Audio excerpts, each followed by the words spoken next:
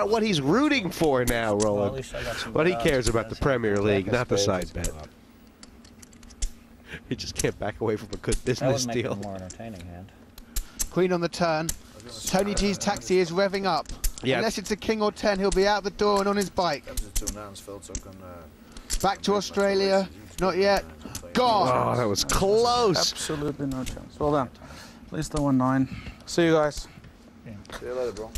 You see what odds they got of beating you, Phil, when they don't catch the floor? How much I owe you, Tony? 18,000. No.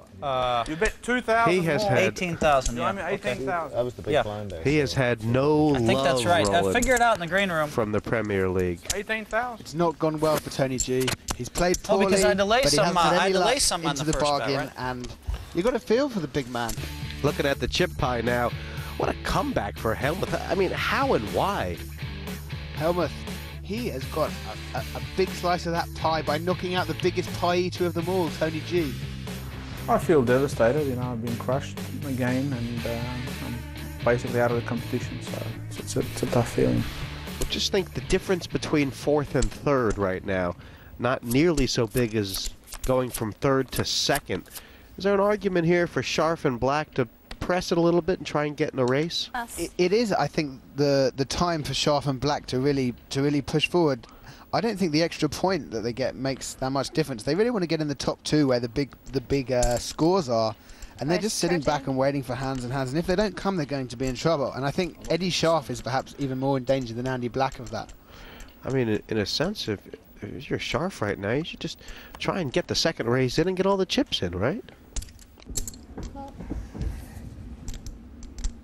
I got you on a big hand, though, Fish. I'm afraid this time. Oh, you got nothing again, okay. Well, you're probably going to be right one of them, either nothing or big end. Phil's made an interesting call on the small blind here. Rather than the re-raise. I guess I'm going to check. I want it to be heads up. Phil checks. I didn't really want two-way party. I maybe should have raised a bit more. And Scharf has peeled off a flop. Oh, boy. Checks. Check. Huge hand for Phil Helmuth. 15. It's interesting to see how he plays this one, Jesse, because a raise here will get Fish away. It looks like the only thing he can do now is to call, but that will set the alarm bells ringing off in the Devilfish's head. Little Oscar, first of all, perhaps. I'm all in. All in. You caught the flop again, eh, baby? You're in, baby. And the massive overraise perhaps looking weak if the Fish has some kind of pair. No, I don't like the play at all from Helmuth, because if you think about it, Devilfish is savvy enough to know that he's not going to call off his chips, even with kings there. Oh, yeah.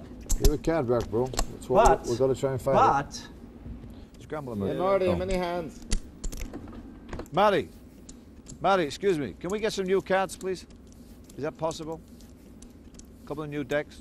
if you are going to allow him to do that, then that means we can all ask for new decks whenever we want. What's the them, matter, Marty? fella? You're fighting to death that we can? No, I'm asking. I mean, if you're going to do it, then what's right is right. If you can ask for decks when things are going bad for you, I can ask for decks when things are going bad for me. Andy can ask for decks. Scharf can ask for decks. We can all ask for decks. Why don't you just act your age? Why don't you act your age? I'm entitled to ask for a new deck again. I don't think you are entitled. Did Helmuth see his aces rolling before he caused the ruckus? Or it's 12. It's very possible. He's just praying now that someone finds a hand behind him. Oh boy, well, he's got that wish.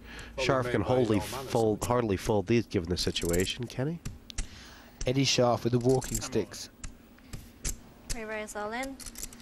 This is like a setup. Pass. Look at this. I thought so. Poor Eddie Scharf. There was no escape there, was it? There's nothing you can do at that stage. A pair of sevens against a consistent raiser like Helmuth. Scharf has to get lucky here. That's the term, right? A walking stick. And he'll be walking with him. And he never ever gets outgrown with him. 2 sevens, and Helmuth is going to go massive chip leader. And he's flopped a full house. He flopped a, what's he flopped? A full house. He's flopped a full house aces. Are you sure you want to change decks? Yeah, just the card rack, right? Sorry, Eddie. That's pretty sad stuff to watch. I like to see a bit of skill in it. And Eddie Scharf gone. well, he's got himself 2 points, Roland. I mean, could he have done more? He's not in bad shape on the league table. Looking at Phil Hellmuth's chip history right now, Roland. Can he be stopped? He looks like the runaway train, and he's only going uphill from here towards the victory. I think it's going to be very hard to stop him, knowing that both the other two players really want to get the 6 points for second place. I think it's very important to believe in yourself, you know, but not to overrate yourself. You know, I might come out and say, I'm the greatest, I'm the greatest, I'm the greatest, based on this, this, this, this, this. When I'm in the table in the moment, I give everybody credit and respect. Until they put a beat on me, then the poker brat comes out. It's freezing over here. Blinds up to 5 and 10,000, Roland. And it's very interesting now as we enter this sort of bubble position as the points go. I mean, Hellmuth is going to be first no matter what happens on the table. But Andy Black, a chance to pick up 6 points. And the Devilfish could actually leapfrog Andy Black and get into the top 5 if he gets first and Black gets third. It's so much to play for now with the way the points are. I think it's just interesting whether the Devilfish is going to hang on for the top 2 or if his ego is going to force him to go for first, because 8 and 6 points for the first 2 players, whereas only 3 for third, and Devilfish needs those points. It's going to be very interesting to see exactly how the Devilfish plays, and will his ego mean that he has to take on Hellmuth?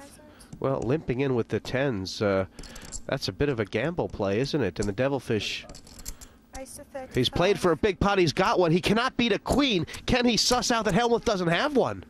I think the Devilfish is probably going to call this and see what Hellmuth does on the turn. Cool. I mean, if Hellmuth makes a big bet on the turn, how can Devilfish call, risking 3 points? A 4 giving Hellmuth an open-ender. Now this is very interesting. Surely Hellmuth's moving all in. He's got to put the pressure on the fish, doesn't he? There's 90,000 in the pot. Check. But he takes the free card. A lot of ways to win for Hellmuth. He's hit one! And the fish, could the fish go broke here? I don't think he's going to go broke, but I think that Check. he's going to do a lot of chips.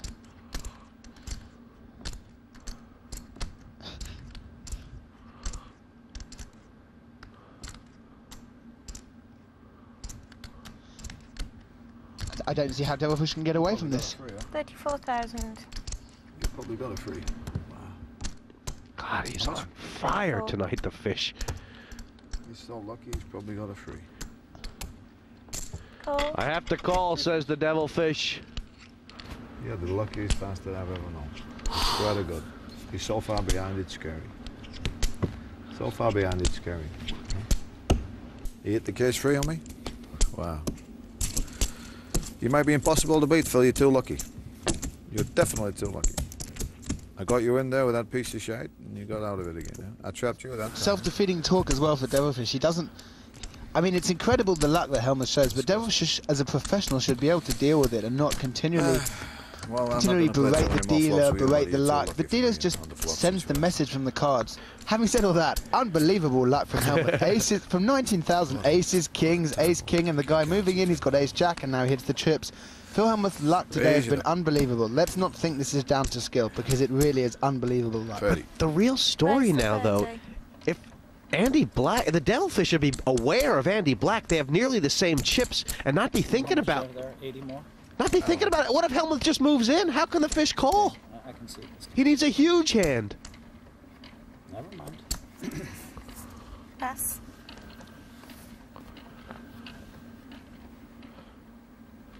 All in. And And a call.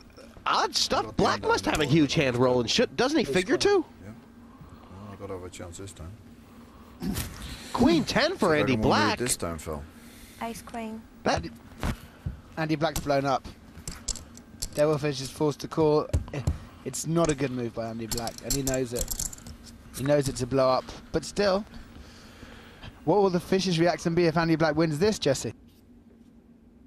There's the 10! Look at this, it's like disgusting luck. Now he's down to an ace. He needs an ace from space. The diamond no help. 3 cards in the deck. This is stunning. Disaster for Devilfish.